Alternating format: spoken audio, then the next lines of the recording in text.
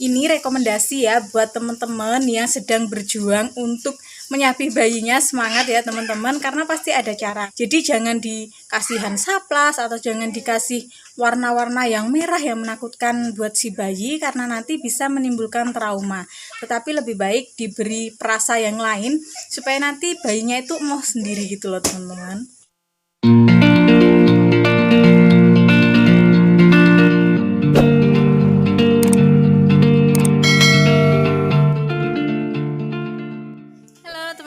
Kembali lagi bersama dengan aku Sun. Nah, video kali ini aku mau share ke kalian bagaimana aku menyapi bayi aku ini dengan cara yang sangat simpel dan gak bikin bayi itu rewel terlalu lama. Nah, karena kalau rewel terlalu lama tuh kasihan ya teman-teman. Jadi bayi itu bisa trauma dan bayi bisa stres. Nah, oke, bagi kalian yang penasaran, saksikan videonya sampai akhir ya. Jadi seperti yang aku bilang tadi ya, bahwa aku mau share kalian bagaimana menyapi bayi itu dengan cara yang simple. Jadi ini tidak seperti kebanyakan yang orang-orang lakukan ya teman-teman, karena ini adalah anak aku yang kedua. Nah dulu anak aku yang pertama itu aku ikutin cara orang-orang seperti pada umumnya, seperti di plaster pakai Hansaplast gitu ya neneknya. Nah tapi ternyata itu menimbulkan trauma pada bayi aku teman-teman. Jadi bayi aku yang kedua ini aku praktekin nyapinya itu pakai Hansaplast itu, ternyata dia itu malah rewelnya itu lama, terus dia itu seperti trauma, takut kalau sampai dia itu melepaskan neneknya. Jadi dia sering kali minta nenek dan tidak mau lepas, dan ini berangsur-angsur sampai seminggu lebih. Jadi aku tuh benar-benar nggak bisa nyapi dia waktu itu karena aku caranya pakai cara yang lama. Dan aku pikir itu berhasil karena dulu itu pas kakaknya dia itu berhasil dengan cara itu teman-teman. Tapi ternyata beda anak ya, beda cara juga ya.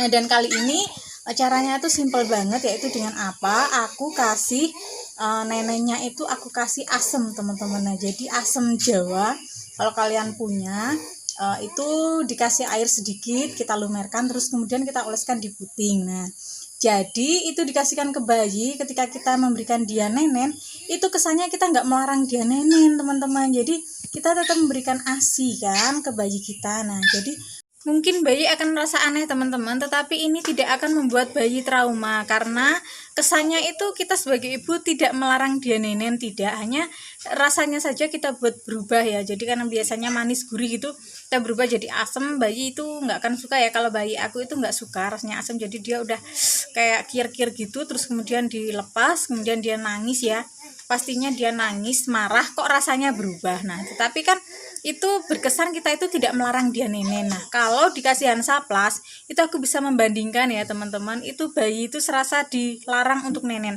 Nah jadi bayi itu bisa kecewa, bisa marah, bisa rewelnya lama karena dia merasa dilarang. Nah seperti kalau kita nggak boleh lewat jalan karena dipalang pintu, itu sudah pasti kita nggak boleh lewat, kita mungkin akan gelo ya, kita mungkin akan sedih juga.